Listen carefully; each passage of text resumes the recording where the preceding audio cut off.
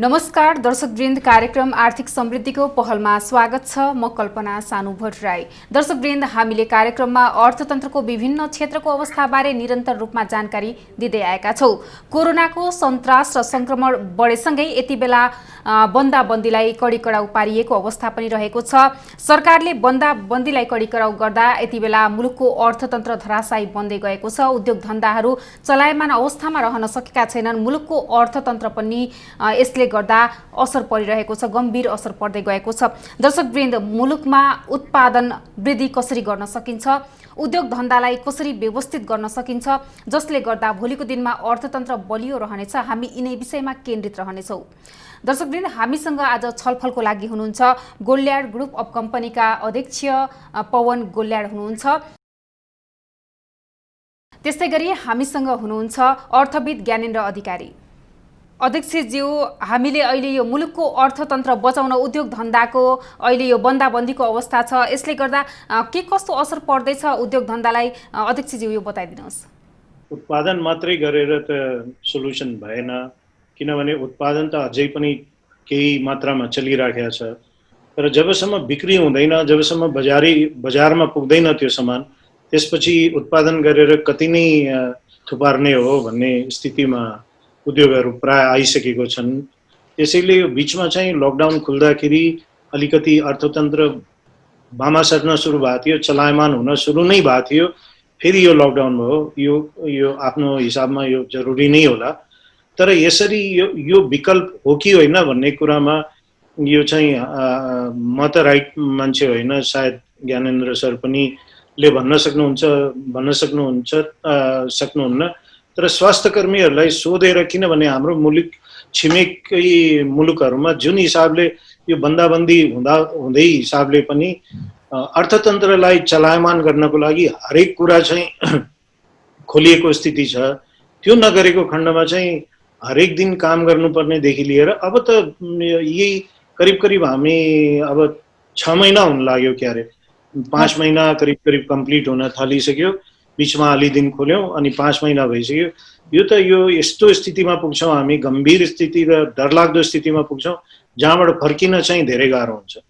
हजुर, मैले यो क्वेसन यहाँ अर्थविदलाई पनि राख्न चाहे। अर्थविदज्यू, उत्पादन यसरी क्रमिक रूपमा घट्दै जाँदा भोलिको दिनमा चाहिँ अर्थतन्त्रमा कस्तो असर पर्छ होला?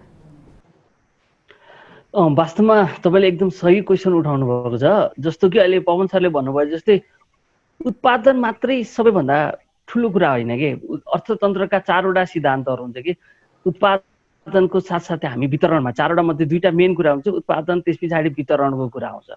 जुन वितरणमा हामी कति प्रोडक्टिभिटी छ र हामीले कतिलाई मार्केटिङ गर्ने, वितरणको कुरा कसरी जाने, यो भनेको त समग्रमा के छ भन्दाखेरि लकडाउनले हुनवाला छैन र मेन कुरा चाहिँ के भन्दाखेरि अर्थतन्त्र यदि यो आर्थिक हाम्रो इकोनोमी चाहिँ चलायमान नहुने हो भने चाहिँ अब दिन प्रतिदिन हाम्रो नाफाहरू घट्दै जाने र अर्थतन्त्र चाहिँ हामी रिसेसनबाट अब डिप्रेसनतिर जान सक्ने बढिरहेछ।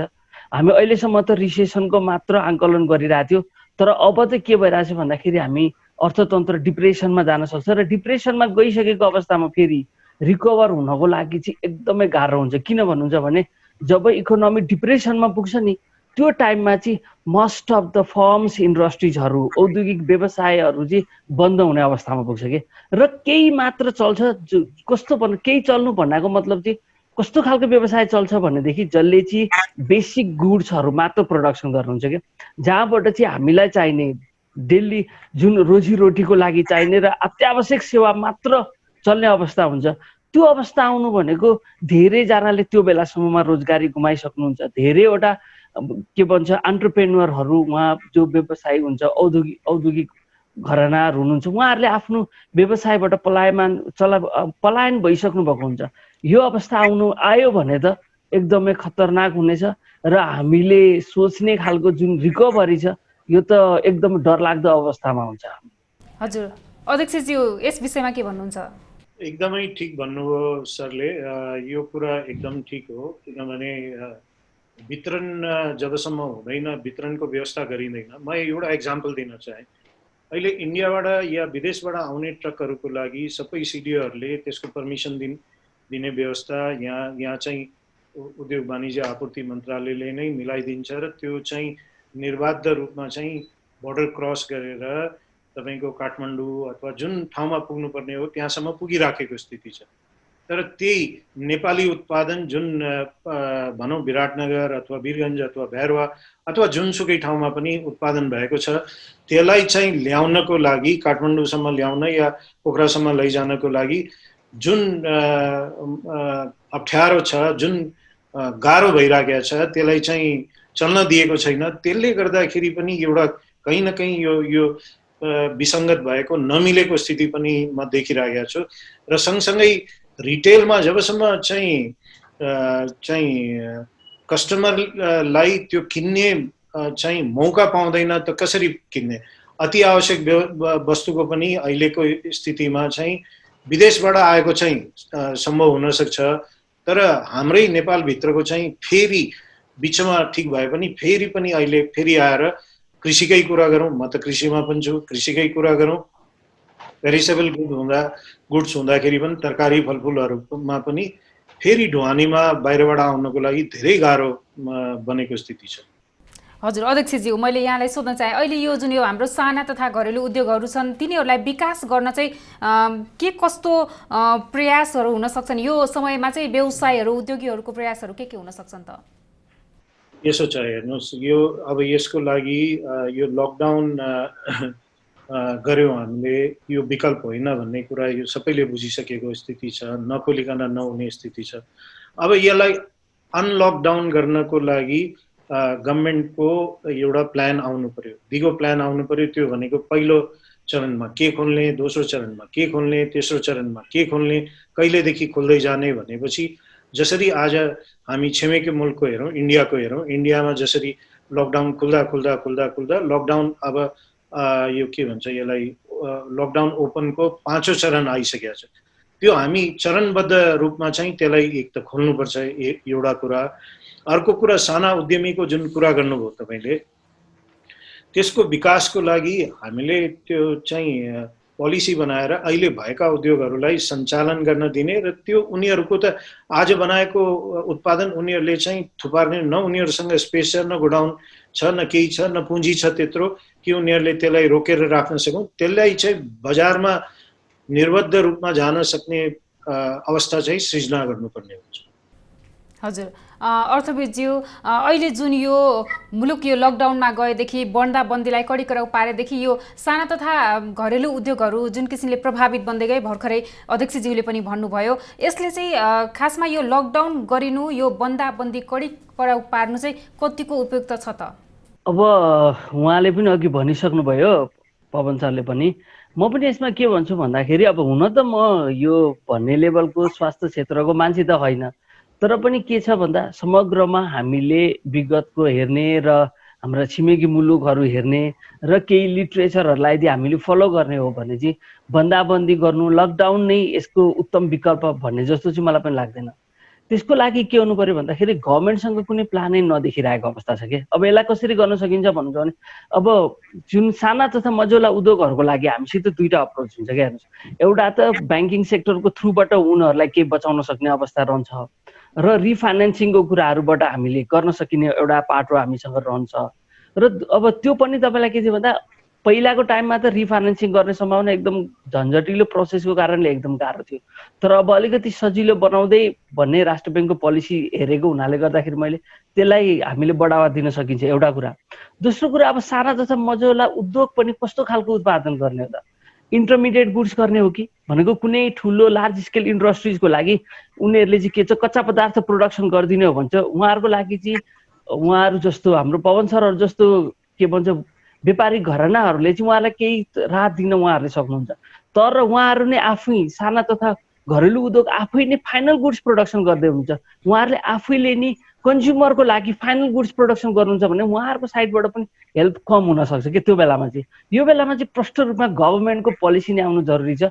गभर्मेन्टको सर्ट टर्म प्लानिङ के र लङ टर्म प्लानिङ के, छोटो अवधिमा गभर्मेन्टले के गर्न सक्छ र लामो अवधिमा पनि के गर्न सक्छ भन्ने यो दुईटै खालको गभर्मेन्टको प्लान आयो भने मात्र अब साना तथा मझौला उद्योगहरू अगाडि आउने सम्भावना हुन्छ। नत्र भने त हेर्नु लकडाउनले गर्दा त तपाईँ हेर्नुहोस् न, हाम्रो युरोपियन कन्ट्रिजहरू, अरू विकसित देशहरूमा हेर्नुहोस्, जस्तो जापानमा अनइम्प्लोइमेन्ट रेट बढेकै छ, हेर्नुहोस् अहिले कति धेरै पुगिसक्यो। इटलीमा कुरा गर्नु छ भने 12% अनइम्प्लोइमेन्ट रेट बढिसक्यो। जापानमा पनि 4% लगभग पुगिसकेको छ। यो यसरी नै अनइम्प्लोइमेन्ट बढ्दै जाने मात्र हुन्छ, उद्योगहरू बन्द हुने हुन्छ, यसरी नै कन्टिन्यू प्रोसेस हुन्छ। यसलाई चाँडोभन्दा चाँडो गभर्मेन्टले एड्रेस गर्नुपर्ने मैले जरुरी ठान्छु। हजुर अध्यक्षज्यू, अहिले यो कोरोना मुक्त हुन अलि समय नै लाग्ने जस्तो पनि देखिएको छ। यस्तो अवस्थामा चाहिँ उद्योगी व्यवसायीको कस्तो किसिमको भूमिका हुनुपर्छ? अहिले चाहिँ के गरेर आफ्नो व्यापार व्यवसायलाई अगाडि बढाउन सकिन्छ त? हेर्नुहोस्, जहाँसम्म गोल्यान समूहको कुरा छ, हाम्रो 3वटा उद्योग 3वटा सञ्चालनमा छन् र हाम्रो एक्सपोर्ट ओरिएन्टेड इन्डस्ट्री भएको हुनाले हामी चाहिँ अहिले एक्सपोर्ट पनि गरिरहेका छौँ। खास गरिकन भारत र टर्कीतिर चाहिँ एक्सपोर्ट हुँदैछ। युरोपको अर्डरहरू पनि प्राय आएको छ त्यो क्यासमेयर स्वेटर बनाउने इन्डस्ट्रीमा। अब चाहिँ अर्डरहरू राम्रै आएका छन्, तर उत्पादन गर्नमा अलिकति अहिले च्यालेन्ज देखिएको छ, किनभने कामदारहरू चाहिँ आउन सकेका छैनन्। यो कोभिडले गर्दाखेरि यो निषेधाज्ञाहरू भएको हुनाले अलिकति गाह्रो भइरहेको छ। त यो समग्र रूपमा हेर्ने हो भने हाम्रो मात्रै हेरेर भएन। अघि तपाईँले राम्रो क्वेसन गर्नुभयो, साना उद्योगीहरूलाई जुन राहत दिनुपर्छ र उनीहरूको लागि जुन गर्नुपर्ने काम के हो भने यो अब यही बेला हो संरचना खडा गर्नु पर्यो, किनभने हाम्रो माइग्रेन्ट वर्करहरू पनि फर्केर आएका छन्, धेरैजना बेरोजगार पनि भएका छन्।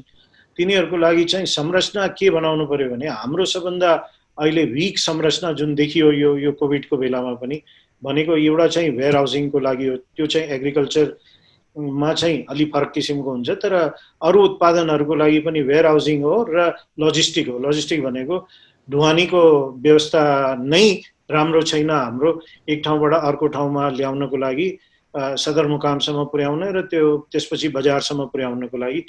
त्यो कृषिको लागि पनि त्यो स्थानीय तहमा नै भण्डारण र त्यो सानो एग्रो प्रोसेसिङ जोन बन्नु आवश्यक छ भने, त्यस्तै यो ढुवानीको व्यवस्था भयो भने यसले चाहिँ एक किसिमको चाहिँ ऊर्जा प्रभाव हुन्छ साना उद्योगहरूमा, र साना उद्योगहरू नै फ्युचर हो। नेपाल हाम्रो जस्तो देशमा चाहिँ हामीलाई चाहिँ बढी सङ्ख्यामा साना उद्योगीहरू चाहिएको छ। अर्को इक्जाम्पलको लागि जस्तै हाम्रो चाहिँ धागो उद्योग छ, तर धागोबाट हामीले कपडा बनाएर त्यसको गार्मेन्ट बनाएर गार्मेन्ट यदि नेपालमा चाहिएको जति गार्मेन्टलाई फुलफिल गर्न सक्यो भने त्यसमा 10 लाख जति रोजगारी पनि सृजना हुन सक्छ र त्यसको सँगसँगै दसौँ हजार उद्योगहरू नयाँ आउन सक्छन्। यसमा एउटा कुरा म के जोड्न चाहे सानुजी, अहिले यो न्युजहरू पनि आएको छ, पक्कै पनि बिजनेस प्लसले पनि क्यारी गरेको होला कि नेपाली गार्मेन्टको अब चाहिँ डिमान्ड भ्याइ नभ्याइ भइराखेको छ, किनभने विदेशबाट गार्मेन्टहरू आएको छैन। यही कुरालाई इन्क्यास गरेर हामीले लैजान सक्यो भने पछि फ्युचरसम्मको लागि हामीले चाहिँ कपाससम्म पनि जोड्न सक्छौँ। यसलाई कृषिदेखि लिएर यसलाई चाहिँ गार्मेन्टसम्म जोड्न सक्यो भने हामी चाहिँ त्यति जोड्न सकेको खण्डमा चाहिँ 10 लाख रोजगारी पनि सृजना गर्न सक्छौँ र देशमा चाहिँ एउटा बलियो चाहिँ एउटा उद्योग चाहिँ चेन, भ्याल्यु चेन उद्योगको रूपमा चाहिँ प्रकट भएर आउँछ। हजुर अर्थविदज्यू, यो समयलाई कसरी व्यवस्थित गर्ने? अब मुलुकको अर्थतन्त्र पनि बचाउन आवश्यक छ। वास्तवमा हेर्नु, यहाँनिर हामीसित 2-3टा वे छ क्या हामीले जानुपर्ने। एउटा पहिलो कुरा भनेको मतलब चाहिँ कस्तो भन्दाखेरि एउटा प्रोडक्ट साइकल हामीले डेभलप गर्नु जरुरी छ कि। जस्तो कुनै एउटा हामी पर्टिकुलर प्रोडक्टमा हामीले चाहिँ बाहिर हामी निर्यात गर्न सक्दैनौँ भनेदेखि एटलिस्ट हैन, हामीले धेरै त हामीले के गरिरहेछ, आयात गरिरहेको अवस्था थियो। अब हामी बाहिर निर्यात गर्न सक्दैनौँ भने पनि एटलिस्ट आयातलाई प्रतिस्थापन त गर्न सक्छ नि। यो एउटा अपर्च्युनिटी बन्छ क्या अहिलेको लागि। त्यसको लागि के हुनु पर्यो त, जस्तो कुनै हामी अहिले फेब्रिकेटिङ इन्डस्ट्री छ अथवा कुनै हामी के छ गार्मेन्टकै कुरा लिने हो भने पनि यसको जुन स्टेप जुन उहाँले अघि भर्खरै पवन सरले पनि जुन एक्जाम्पल दिनुभयो गार्मेन्टमा, हामी त्यसमै के हुन सक्छ भन्दाखेरि एउटा प्रोडक्टको लाइफ साइकल डेभलप गर्ने क्या, एग्रिकल्चरदेखि लिएर इन्टरमिडिएट प्रोडक्ट गर्ने साना मझौला तथा फाइनल गुड्स प्रोडक्सन गर्ने ठुला लार्ज स्केल इन्डस्ट्रिजहरू पनि यहाँबाट चेन बनाएर हामी डेभलप गर्न सक्छौँ। यदि यो गर्ने खालको यदि मोडालिटी प्रत्येक सेक्टरमा हामीले डेभलप गर्ने हो भने, किन भन्दाखेरि अहिले नै हामी टुरिज्मतिर रिकभर गर्ने अवस्था छैन, सर्भिस सेक्टर धेरैवटा सर्भिस सेक्टरमा रिकभर गर्ने अवस्था छैन, हामी त्यहाँनिर फेरि रिकभरीमा आएर फेरि आउनलाई गाह्रो अवस्था छ। त्यही भएर हामीले यस्तो क्षेत्रहरूको पहिचान गर्नु पर्यो, जुन इन्डस्ट्रीहरू पहिचान गर्नु पर्यो कि जुनको के भन्छ र मेटेरियल्सहरू चाहिँ के छ, कृषि क्षेत्रसँग सम्बन्धित र मेटेरियल्सहरूले चाहिँ हामी इन्डस्ट्रियलाइज गर्न सक्यौँ, त्यहाँबाट चाहिँ हामी के गरौँ फाइनल उत्पादनहरू गर्न सक्यौँ। यो तरिकाले जाने हो भने चाहिँ पक्का पनि हामी के गर्न सकिन्छ भन्दाखेरि एउटा चेन डेभलप गरौँ, प्रोडक्ट लाइफ साइकलको डेभलप गरौँ। यसरी गरेर हामीले यसको लागि त सर्वप्रथम त गभर्मेन्टको प्लान र पोलिसी नै चाहिहाल्छ, किनभने उहाँहरूले बिचमा फेसिलिटेट गर्ने हो। त्यही बेसमा हामीले गभर्मेन्टको पोलिसी चाहिदिने हो भने त पक्का पनि हामी यो साना तथा मझौला उद्योगहरू र नेपाली उद्योगलाई नै हामी माथि लान सकिन्छ जस्तो लाग्छ मलाई। हजुर, जस्तो अहिले यो मुलुक लकडाउनमा गएदेखि बन्दाबन्दीलाई कडी कडाउ पारेदेखि नै यो आर्थिक पुनरुत्थान कसरी गर्ने, अहिले यो अर्थतन्त्र पनि धराशायी बन्दै गएको छ भन्ने विषय पनि छ। तर यता लगानी कस्तो क्षेत्रमा लगानी गर्दा अर्थतन्त्रलाई टेवा पुग्छ त हैन, यो लगानीको लागि कस्तो कस्तो क्षेत्रहरू आवश्यक पर्छन् होला, पहिला चाहिँ हाम्रो अध्यक्षज्यूले बताइदिनुहोस्। यसमा लगानीको क्षेत्र त सरकारले जुन आफ्नो नीतिमा चाहिँ लिएको छ त्यो नै प्राथमिकता लिने। अलिकति टुरिज्मलाई अहिलेको लागि थाती राखेर सबभन्दा पहिले त हाम्रो लगानी चाहिँ कृषिमा नै केन्द्रित हुनु पर्यो। त्यसपछि हाम्रो चाहिँ यो रिन्युएबल एनर्जी, हाइड्रो, सोलर यस्तोमा हुनु पर्यो र यसको सँगसँगै अघि सरले भने जस्तै आयात प्रतिस्थापन उद्योग र निर्यातजन्य उद्योगमा चाहिँ हुनु पर्यो। मैले अहिले टुरिज्मलाई एकछिनको लागि छोडिदिएँ। यो बाहेक यो जुन तीनवटा क्षेत्र छ यसमा चाहिँ लगानी बढाउनु पर्यो र यसमा चाहिँ साना उद्योगहरूको पनि, साना उद्यमी उद्योग या व्यवसाय गर्ने, भित्रको नेपालमा उत्पादन भएको मार्केटलाई बजारसम्म जोड्ने, ब्रान्डिङ गरेर जाने, यस्तो चाहिँ क्रियाकलाप भएको खण्डमा हामी यो तीनवटामा यो त अलरेडी सरकारले त यसको पोलिसी बनाइसकेको छ। ब्याङ्कहरूलाई पनि यो मोनेटरी पोलिसीले पनि यसमा चाहिँ बृहत रूपमा लगानी गर्नको लागि चाहिँ मोनेटरी पोलिसी पनि त्यो हिसाबले आएको छ। अहिलेको स्टम्बल ब्लक भनेको चाहिँ हाम्रो संरचना नै हो। हामीसँग चाहिँ केही ठाउँमा चाहिँ रोडहरू छैन, केही ठाउँमा हामीसँग प्राय सबै ठाउँमा चाहिँ भण्डारणको व्यवस्था छैन र लजिस्टिकको व्यवस्था छैन। यसलाई चाहिँ तुरुन्तै यसमा काम गर्नको साथसाथै हामीले यसमा चाहिँ पक्कै पनि अहिले हाम्रो यो जुन युथ फोर्स छ, 52% को युथ फोर्स छ नेपालमा, 20 देखि 30-32 वर्षको उमेरको, यसलाई चाहिँ हामीले युटिलाइज गर्न सक्यो भने यो चाहिँ यो जुन पेन्डेमिक छ यसबाट चाहिँ ठुलो जन्मेको अपर्च्युनिटीलाई इन्क्यास गर्नुपर्ने आवश्यकता म देख्छु। हजुर, अर्थविदज्यू, पुनरुत्थानको लागि लगानीको लागि के कस्ता कामहरू गर्नुपर्छ, जस्तो लगानी गर्दा के कस्तो क्षेत्रमा लगानी गर्न आवश्यक देख्नुहुन्छ, यहाँको धारणा के छ यस विषयमा? अब जब हामी महामारीको बेलामा पुग्छ, जब इकोनोमिक डिप्रेसनतिर आउँछ अर्थतन्त्र होइन, यो बेलामा चाहिँ जहिले पनि के हुन्छ भन्दाखेरि इन्भेस्टमेन्ट कहाँ गर्ने भन्ने सबभन्दा ठुलो कुरा हुन्छ क्या। त्यसको लागि चाहिँ के हुन्छ, हाम्रो इकोनोमी यदि डेभलप इकोनोमी थियो भने चाहिँ हामीले क्यापिटल गुड्समा यो इन्भेस्टमेन्ट गर्नुपर्थ्यो। भन्नु खोज्दा चाहिँ तपाईँ यो सानो खालको मेसिन्सहरू बनाउने खालको पनि इन्डस्ट्रीहरू हुन्छ कि, जस्तो तपाईँलाई सिम्पल जुन छ नि एग्रिकल्चरको टुल्सहरू, एग्रिकल्चरमा चाहिने खालका ती के भन्छ फरुवाहरू जस्तो खालको लाइक हामी युज हुने जस्तो ट्र्याक्टरहरू प्रोडक्सन गर्ने, यो खालको के क्यापिटल गुड्स भन्छ क्या यसलाई। यो क्यापिटल गुड्स इन्डस्ट्रीलाई हामीले इन्भेस्टमेन्ट गर्नुपर्ने हुन्छ यदि रिकभरी आउँदाखेरि। डेभलप कन्ट्रिजहरूको केसमा चाहिँ यो खालको क्षेत्रहरूमा इन्भेस्टमेन्ट बढाइन्छ। तर हाम्रो जस्तोमा चाहिँ के छ भने हाम्रो क्यापिटल गुड्समा इन्भेस्टमेन्ट गरेर हाम्रो फेरि क्यापिटल गुड्सको मार्केट सानो भएको हुनाले अब हामीले चाहिँ के गर्ने भन्दाखेरि फर्स्ट वान बेसिक गुड्स इन्डस्ट्रिजहरू, सबभन्दा पहिला हामीलाई चाहिने के त, सलाई चाहिने, साबुन चाहिने, यो खालको इन्डस्ट्रिजहरूमा चाहिँ इन्भेस्टमेन्ट गर्नु एकदम जरुरी छ। किन भन्दाखेरि यो कुरा त जतिसुकै हाम्रोमा क्राइसिस भए पनि नभए पनि हामीलाई यो चाहिने कुराहरू फर्स्ट काम। अनि यो गार्मेन्ट पनि त्यो बेसिक गुड्समा पर्छ भनेपछि यो खालको इन्डस्ट्रिजहरूमा लगाउनु पर्ने एकदम जरुरी छ, फर्स्ट प्रायोरिटी। सेकेन्ड प्रायोरिटीमा यो भनेको यसमा एग्रिकल्चर लगायत यो सबै कुराहरू पर्छ। सेकेन्ड प्रायोरिटीमा चाहिँ अब हामीले के गर्न सकिन्छ भन्दाखेरि अब हामी रिन्युएबल इनर्जिजहरूमा हामी त्यहाँनिर इन्भेस्टमेन्ट गर्ने र अनि त्यस पछाडि चाहिँ बिस्तारै लग्जरी गुड्सहरू हुँदै अनि हामी अरू इन्भेस्टमेन्टका क्षेत्रहरू चाहिँ हामी खोज्दै जाने नयाँ इनोभेसन्सहरूमा जान सकिन्छ। तर तत्कालको लागि चाहिँ के भने आइदर हामीले नेपालको कन्डिसनमा जाने हो भने चाहिँ हामीले बेसिक गुड्स आधारभूत सामानहरू प्रोडक्ट जहाँ जहाँ उत्पादन हुन्छ त्यो गुड्सहरूमा फर्स्ट प्रायोरिटी गर्नु पर्यो। र दोस्रो भने कि हामीले निर्यात गर्न सक्ने खालका गुड्सहरू के जे छन् तिनीहरूमा पनि हामीले इन्भेस्टमेन्ट गर्यो भने चाहिँ पक्का पनि रोजगारी पनि बढ्छ, देशको जिडिपीमा कुल गृहस्थ उत्पादनमा नेसनल इन्कममा सबैतिर पोजिटिभ इम्प्याक्ट गर्छ र देशले पनि सोचे जस्तो जुन आर्थिक वृद्धि छ नि, जुन 7% को आर्थिक वृद्धि भनेको छ यो पनि अचिभ गर्न सक्छ। हजुर, अर्थविज्यू अहिले बैंकले लगानी गर्दा पनि उनीहरूले पनि ध्यान दिनुपर्ने विशेष पक्षहरू पनि रहेका छन्। यहाँलाई चाहिँ के लाग्छ, बैंकले के कस्ता पक्षमा चाहिँ ध्यान दिनु आवश्यक छ? अब हेर्नु, वास्तवमा मलाई अलिकति एउटा कुरा चाहिँ के भन्न मन लागेको छ भन्दाखेरि नेपाली जुन निजी क्षेत्रको ब्याङ्किङ सिस्टममा जनता पनि कता कता जनताहरूको एक किसिमको लगानीको लागि चाहिँ जनताहरू अलिकति डराएको अवस्था छ कि निजी क्षेत्रको ब्याङ्कसँग अलिक विश्वास कम भएको जस्तो अवस्था छ। किन भन्नुहुन्छ भने यसको उदाहरण तपाईँलाई म किन दिन्छु भन्नुहुन्छ भन्दाखेरि अहिले ब्याङ्कहरूको हेर्नु त इन्ट्रेस्ट रेट 1 वर्षसम्म नबढ्ने भनेर उहाँहरूले जुन विज्ञापन निकालिराख्नु भएको छ नि, यसको मतलब के भने उहाँहरूलाई पनि थाहा छ कि लोन लिन चाहिँ निजी ब्याङ्कसँग जनता थोरै डराएको अवस्था छ क्या। हेर्नुहोस्, तर ब्याङ्कसँग के छ भने हामी डिपोजिट राख्न चाहिँ फेरि एकदम विश्वास गरेको छ फेरि निजी क्षेत्रको ब्याङ्कलाई पनि, त्यसमा कुनै डाउट छैन। हेर्नुहोस्, त्यो कारणले गर्दा यो कुरालाई चाहिँ अब निजी क्षेत्रको ब्याङ्कहरूले पनि विश्वास दिलाउनु जरुरी छ।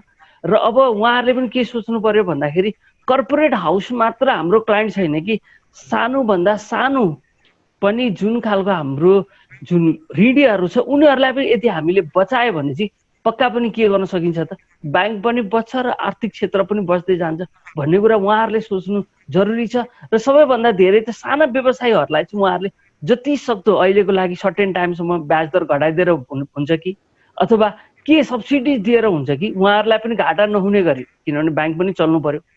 यो भए यति यसरी यो हिसाबले जाने हो भने चाहिँ इकोनोमीलाई केही रिकभरी गर्न सकिन्छ। यो कुरा चाहिँ ब्याङ्किङ सेक्टरबाट यो कुरा भइदिएदेखि चाहिँ पक्का पनि हामी र हाम्रो अर्थतन्त्र पनि माथि उठ्छ जस्तो लाग्छ मलाई। हजुर, अध्यक्षज्यू यस विषयमा के भन्नुहुन्छ यहाँ? एकदमै ज्ञानेन्द्र सरले भनेको कुरामा म डिट्टो गर्छु। म त एनएमबी ब्याङ्कको अध्यक्ष र ब्याङ्क तथा वित्तीय परिसङ्घको अध्यक्ष भएको नाताले उहाँले भनेको कुरा एकदम सही हो। यही हिसाबले चाहिँ लास्ट 2 वर्षमा चाहिँ एनएमबीले यो सहुलियतपूर्ण कर्जाको रिच बढाउनको लागि धेरै हामीले कार्यक्रमहरू पनि गर्यो र त्यसको रिजल्ट अब देखिन थालेको छ।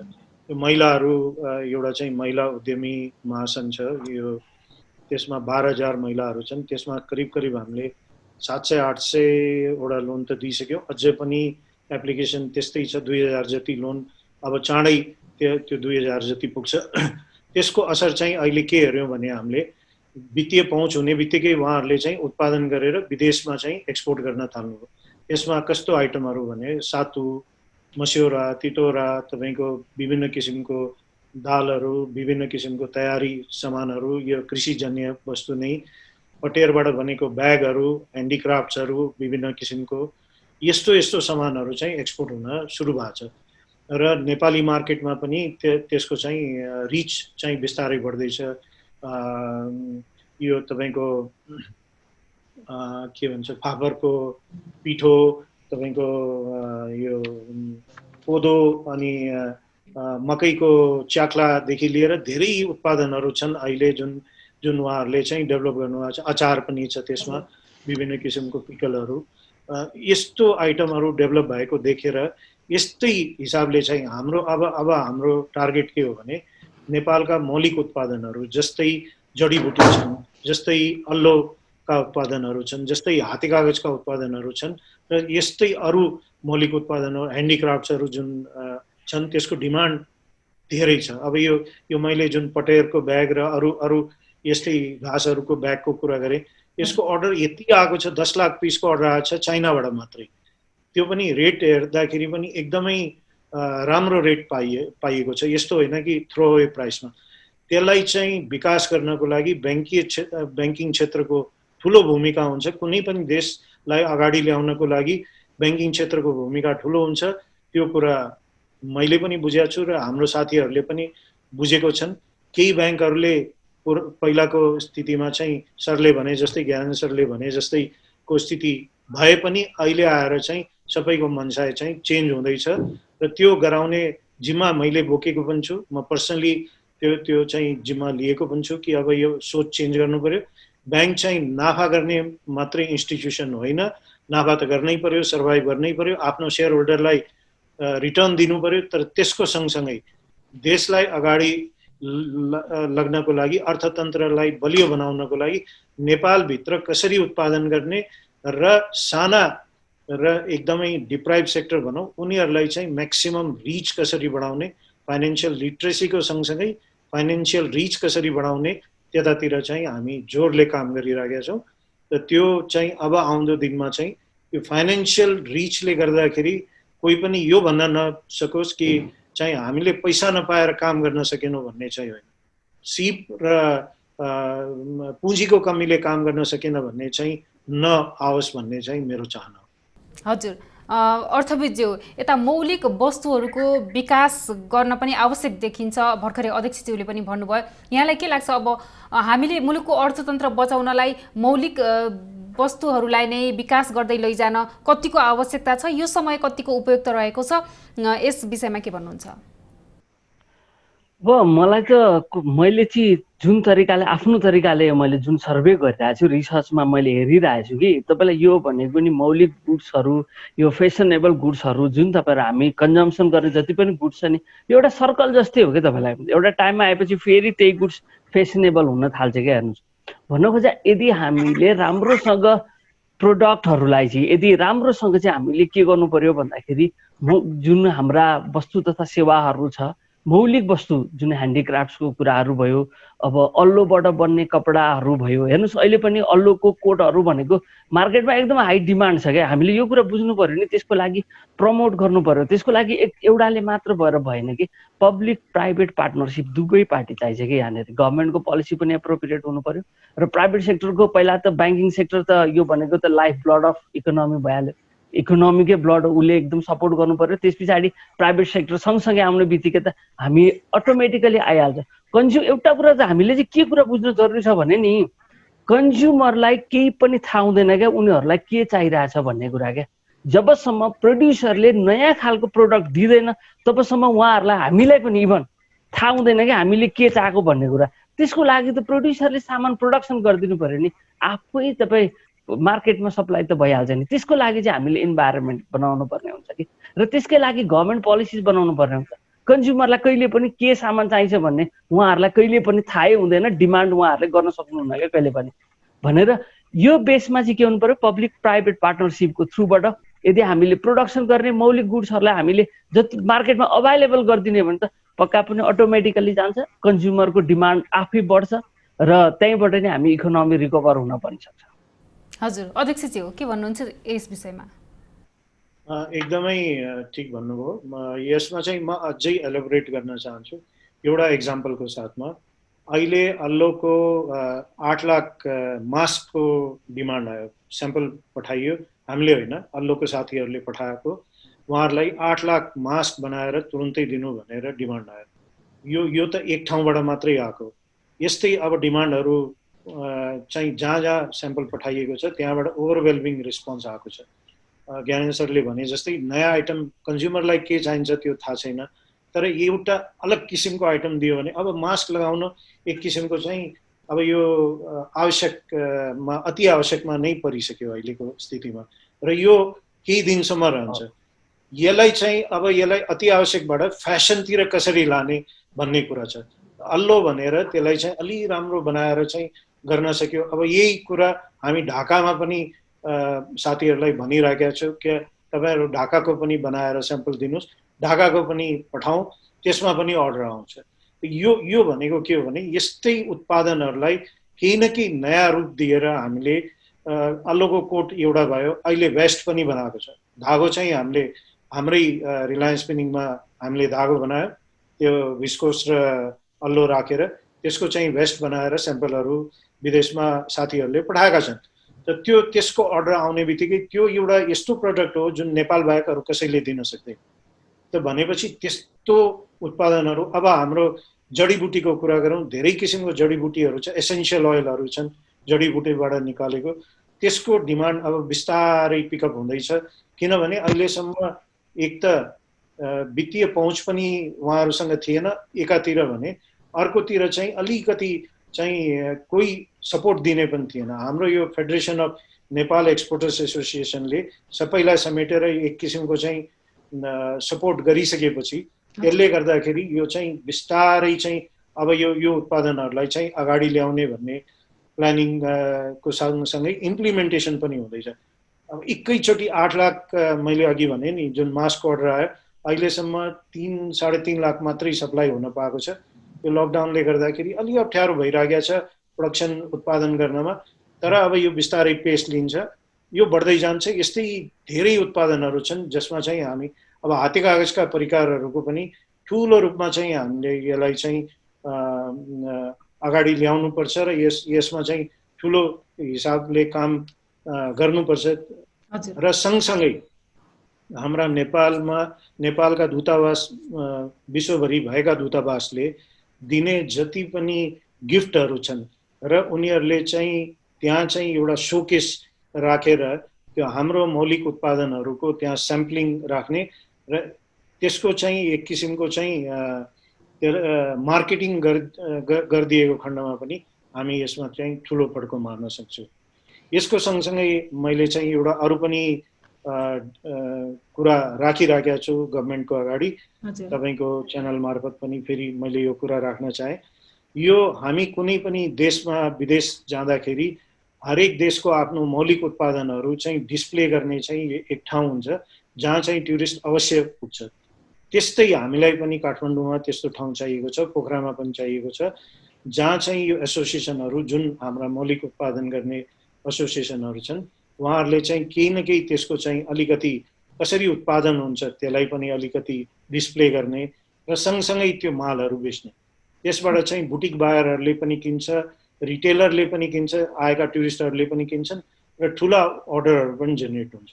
यसको पनि अबको दिनमा चाहिँ हामीलाई आवश्यक छ यो मौलिक उत्पादनहरूलाई चाहिँ अझ अगाडि लैजानको लागि। यसमा भाँडाकुँडा पनि छन्, धेरै किसिमको सामानहरू छन्, हाम्रो मूर्तिहरू छ, हाम्रो तपाईँको यो बुद्धकै स्ट्याचुहरू छन्, धेरै कुराहरू छन् जुन हामी प्रमोट गर्न सक्छौँ। हजुर, हवस् त अर्थविदज्यू तथा हाम्रा अध्यक्षज्यू, आजको निर्धारित समय सकिएको छ। यहाँलाई समय र संवादको लागि यहाँहरूलाई धन्यवाद। धन्यवाद हजुरले भने बोल्नु दिनुभएको। दर्शकवृन्द, हामीले कार्यक्रम मार्फत तपाईहरूलाई अर्थतन्त्रका विभिन्न क्षेत्रको अवस्थाबारे निरन्तर रूपमा जानकारी दिँदै आएका छौँ। आज हामीले विशेष गरी उद्योग व्यवसायलाई कसरी चलायमान बनाउन सकिन्छ, जसले गर्दा भोलिको दिनमा अर्थतन्त्रमा बलियो टेवा दिन सक्छन् लगायतको विषयमा जानकारी दिएका छौँ। हामीले कार्यक्रममा नयाँ जानकारी लिएर उपस्थित हुनेछौँ। हेर्दै रहनुहोला business plus television, business plus, business first. नमस्ते।